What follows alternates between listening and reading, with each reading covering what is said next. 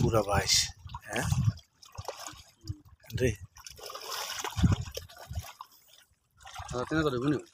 আমার তো মনে হয়েছিল হ্যাঁ মনে বুঝছা ওদিন থেকে 5 কেজি আজকে বেশি না আর বেশি দেওয়া যেতেছে আপনি কালকে আসছি বেশি ভালো আপনি বুঝছেন না পুরোটা পুষ্করি মাছটা শিখতে আসেন পরিচালনা কালকে বেশি ভালো কালকে ইয়ারা ভরাতে কানাডা ইয়ে করেছিল পরিচালনা হয় না এই জন্য মাছটা দেখতে পারিনি এখন দিন দিন ইনশাল্লাহ বৃদ্ধি হবে